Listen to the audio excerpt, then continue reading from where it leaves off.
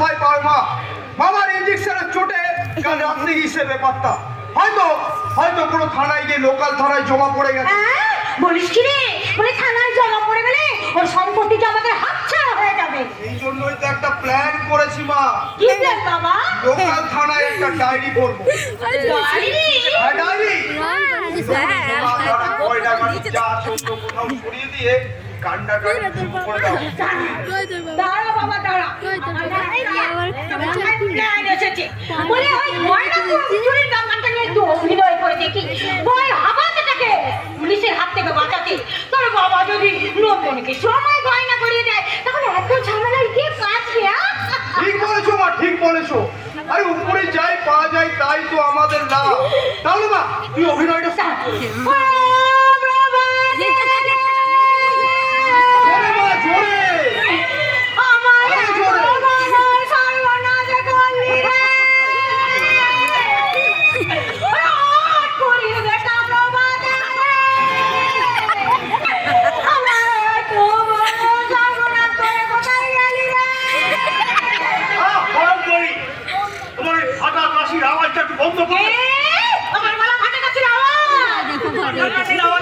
কিঞ্চিত মিষ্টতা আছে মা, কিন্তু তোমার কণ্ঠে আছে শুধুই তিক্ততা।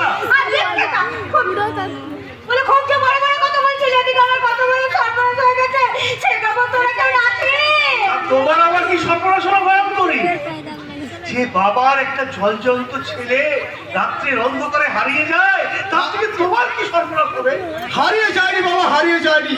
তোমার এই আদরের প্রভাব এবারে টাকা পয়সা গয়না চুরি করে পালিয়ে গেছে। ছোটা একটা মানসিক ভারসাম্যহীন ছেলের নামে এমন একটা মিথ্যে অপবাদ দিতে তোর বিবেকে বাঁধলো না? চোরকে চোর বলবে, তাতে বিবেকে বাঁধাই দিয়েছে। আরে কি হলো গো, আমার এতগুলো গয়না সব চুরি হয়ে গেল গো। শোনো, ওই গয়না চুরির জন্যে আজ আমি থানায় ডায়েরি করব। মা না না না, ভয় করি না, এমন নিষ্ঠুর হলো না।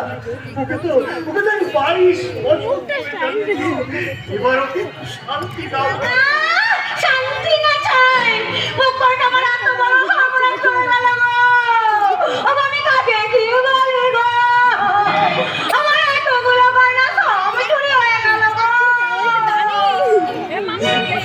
বলো বলো ভয়ঙ্করী, তোমার কি কি গয়না চুরি গিয়েছে?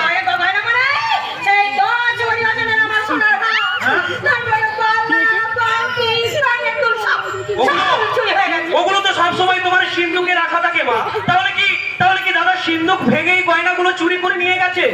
না, তা কেন হবে? আরে মানে ওগুলো মা পড়বো বলে সিন্ধুক থেকে এনে তাকের উপরে রেখেছিল। তাহলে এতদিন পর মায়ের হঠাৎ গয়না পরার শখ হলো কেন রে ছোটদা?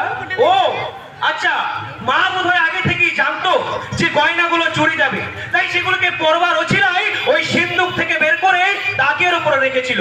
মা চাইতো যে গয়নাগুলো চুরি যাক, তাই ভুল করে মা দরজায় ছিটকিনি লাগাতে ভুলে গেছিল। কি আমল তোমার পক্ষে, হ্যাঁ? কি আমল তোমার পক্ষে? আমল তেমন নয় ভয়ঙ্করী, আমল তেমন নয়। তোমার চালাকি ওরা ধরে ফেলেছে, তাই অপরকে চোর সাজাতে গিয়ে আজ নিজেই তুমি চোর সেজে কে? আমি চোর? বলো, বলো, আমি তোমার কি চুরি করেছি? বলো, আমি কি চুরি করেছি? আমার সুখ, আমার শান্তি, আমার আনন্দ। মাকে অসম্মান করে তুমি কোনো কথা বলবে না বলে দিচ্ছি। আমি তোকেও শেষবারের মতো বললাম কি, যদি আমার কথা মতো না চলিস তাহলে তোর অবস্থাও খারাপ হবে। কি বলতে চাও? তোমার মামাটা তোকে খুন করে দিয়েছি?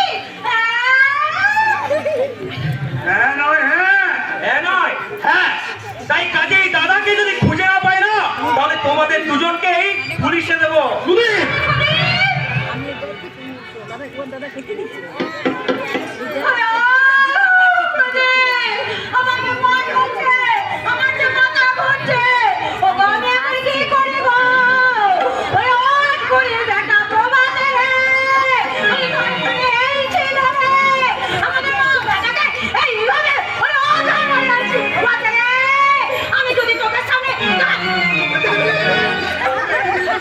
আমি এর থেকে শুধু আমি একা লাগবো, সঙ্গে কাকে এনে দেবে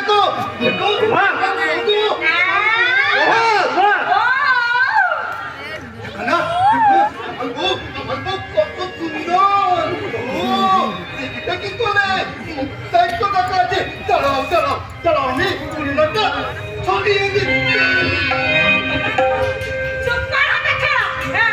এই মোর গয়না টাকা মাত্র বের করে দিয়া। যা আমাকে বের করে দিয়া, যা। ও মেয়েটা আমার বউ গো, আমার বউ।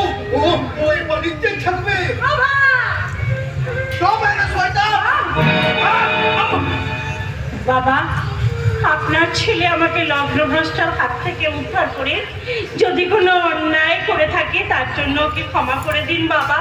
আমি ওর হয়ে আপনাদের সকলের কাছে ক্ষমা চেয়ে নিচ্ছি বাবা। তুমি কেন ক্ষমা চাইবে বৌমা? ক্ষমা তো আমারই চাও। আমার মানসিক ভাষা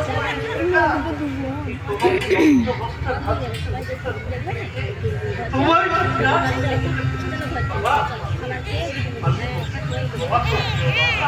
বাবা বাবা ও বাবা বাবা গো, আমি কি বউকে এনে অন্যায় করেছি? না না রে বাবা না, যে মহত্বের পরিচয় তুই দিয়েছিস তার জন্য গর্বে অহংকারে বুকটা আমার ভরে উঠছে। তাই তো করুণাময় ঈশ্বরকে ডেকে ডেকে বলছি, ওগো দয়াময়, তুমি চিরকালই আমার মতো হাওয়া তোমার সন্তানের কিন্তু এমন সম্পন্ন সুস্থ সন্তানের পিতা করে পিতা কি বললে তুমি? বাবু, বুক ভরা অভিমানে চেপে রেখে তুমি তোমার আর নিজের আত্মাকে এভাবে কষ্ট দিও না বাবা। বৌদিকে বরণ করে তুমি ভেতরে নিয়ে যাও, আর আমি চললাম এই পাড়ার সমস্ত আত্মীয় পরিজনকে এই আনন্দের সুখবরটা দিয়ে আসতে। বৌদি,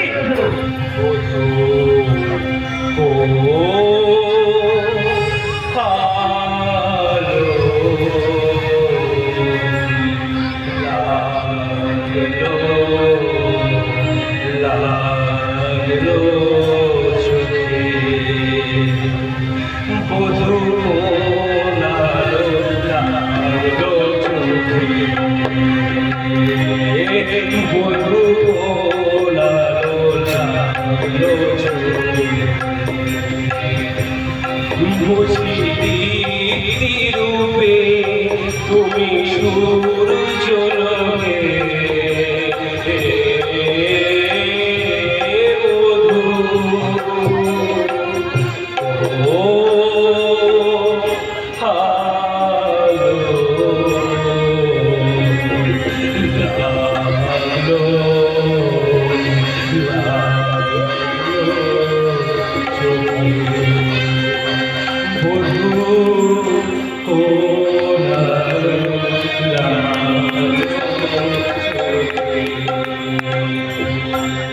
লোকে শুভ স্বপ্ন ছাই। তোমার আমি বউ এনেছি বলে লাভ করেছো? দেখো আমার বউকে দেখো, আমার বউ কত সুন্দর। দেখো আমার বউকে দেখলে তোমার লাভ কমে যাবে। দেখো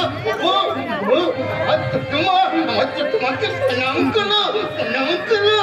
মা, আপনি আমাকে আশীর্বাদ করুন। কাকা! খুব হয়েছে।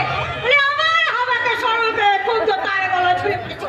তা দেখি তোমার বাপ কত বড়ি সোনা দিয়ে এ বাড়িতে বউ করে পাঠিয়েছে। বাবু, আমার বাবা গরিব মা, বিটে বাড়ি বন্ধক দিয়ে সামান্য কিছু যৌতুক সামগ্রী সংগ্রহ করেছিলেন, কিন্তু আগের পর অ্যাক্সিডেন্টে মারা যায়। চুপ করো।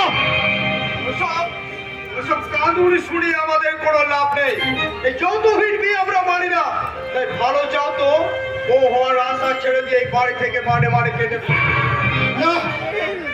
ও যাবে না। আমি বলছি আমার বউ কোথাও যাবে না। না না, আপনারা আমাকে তাড়িয়ে দেবেন না মা, আপনারা আমাকে দয়া করে তাড়িয়ে দেবেন না মা, এবারে তো থাকতে দিয়ে এই সারা কথা কি পাটরানি সাজিয়ে রাখো। এই হামদি আমার নাম তোর খাওয়া করে কোন বাকি থেকে শুনি। এক কাপড়ে আমি এ বাড়িতে কাটিয়ে দেবো মা, আপনাদের ফেলে দেবো পাটি একটু কাটা খাবার খেয়ে আমি দিন কাটিয়ে দেবো মা, তবু দয়া করে আমাকে এ বাড়িতে আশ্রয় দিন মা, এ বাড়ি থেকে আপনি আমাকে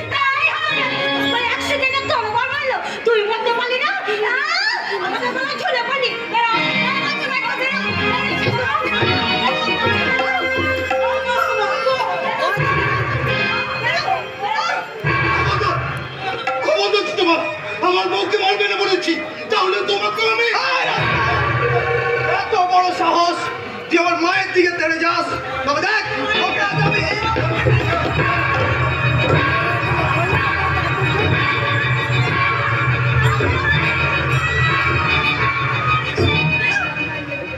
দর্শকবৃন্দ, আজকের এই দজ্জাল শাশুড়ির বধূবরণের নির্মম দৃশ্য দেখে আপনারা করতালি দিয়ে আমার কণ্ঠে কণ্ঠ মিলিয়ে বলুন, দজ্জাল শাশুড়ি জিন্দাবাদ। মা ও বোনেরা, আজকের এই যাত্রার বেলায় এই বধূ নির্যাতনের দৃশ্য দেখে বাড়িতে গিয়ে কিন্তু পুত্রবধূদের উপরে এরকম নির্যাতন করবেন না, তাহলে সংসারে শুধু সং করে থাকবে, সার বলে কোনো বস্তু থাকবে না। দিদি, দিদি রে, ছি দিদি ছি।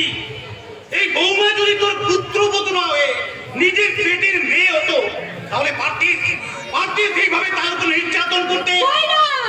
ওদের মা ও ছেলেকে বধূ নির্যাতনতায় আমি পুলিশে দেব।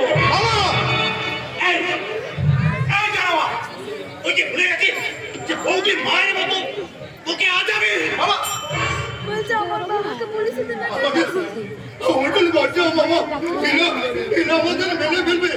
আমার বউকে বলছে এই বাড়ির দিকে চালিয়ে দেবে।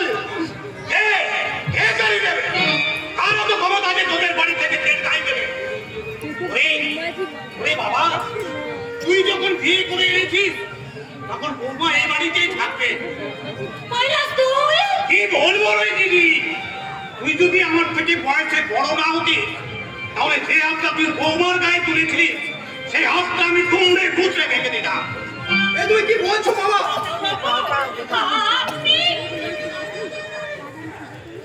ওঠো মা, ওঠো। মাগো, কেঁদো না মা, কেঁদো না। জীবন মানেই তো সংগ্রাম, আর সংগ্রাম না থাকলে বাঁচবে কেমন? যদিও জীবন সংগ্রামে আমি এক পরাজিত সৈনিক, তাই ওই সংগ্রাম নামক শব্দটা আমি আমার জীবন থেকে বাদ দিয়ে দিয়েছি। যাক সে কথা বাদ। তোর মুখ আজ আমি যখন দেখলাম দেখি কিন্তু এই অবস্থিত অবস্থায় তাতে কি হয়েছে মামা বাবু? আপনার আশীর্বাদে আমার জীবনে শ্রেষ্ঠ উপহার। তাই বললে কি হয় রে মা, তাই বললে কি হয়? আমি যে কর্তব্যের কাছে ছোট হয়ে যাব বাবু, সামান্য কোটা তো যা ইচ্ছে তুই তাই দিবি। মামা তুমি বিজ্ঞান বলো, মামা তুমি বিজ্ঞান বলো। বাবা, ওর উপর অনেক অত্যাচার হয়েছে, তুই বাড়িতে গিয়ে একটু বিশ্রাম কর। যা বাবা যা, আর সঙ্গে বৌমাকেও নিয়ে যা। যাও না, ভেতরে যাও, একটু বিশ্রাম না। তোমার শাশুড়ি তোমাকে বরণ করে না দিলে তো কি হয়েছে, আমি তো আছি। তুমি প্রভাবকে বিয়ে করে এই বাড়ির সঙ্গে যে সম্পর্কে সেতু বন্ধন করেছো, তা কেউ খণ্ডন করতে পারবে না মা, কেউ খণ্ডন করতে পারছে না। ঠিক বলেছো মামা, ঠিক বলেছো। ও আমার বউ, তাই আমি যেখানে থাকবো ও সেখানে থাকবে। আমি ওকে বলে দিলাম আমি আশীর্বাদের কথা আমি জীবনে কখনো কোনোদিন বলবো না মামা বাবু, জীবনে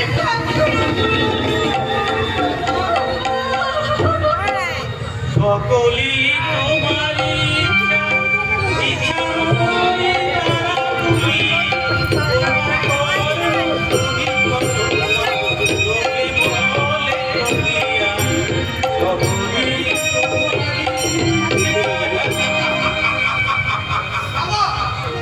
এবার তোমাকে আমরা ঠেকেছিলেছি বাবা।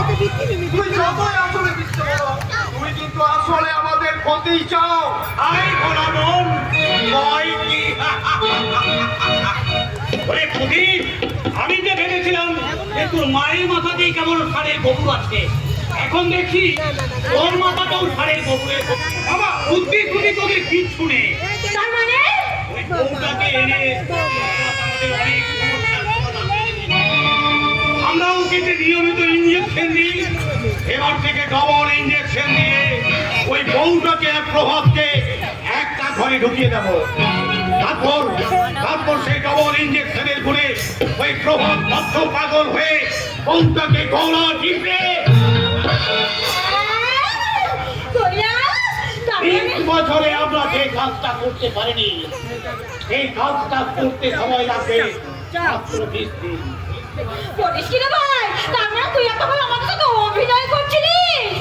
সবই তোর মঙ্গলের জন্য দিদি, সবই তোর মঙ্গল। তাহলে আমরা এখন এবং আমি যেটা করব সেটাও তোর মঙ্গলের জন্য। আমি যে তোর ভাই কৈলাস, বংশ আর শকুনি ককটেল মাল। তাহলে আমরা এখন কি করব? তুই কাল নাগিনী হয়ে সোনা দুলাবি, আমি তুই কাল সাপ হয়ে কবল মারবি, আর আমি ওঝা হয়ে বিন বাজাবো, বিন।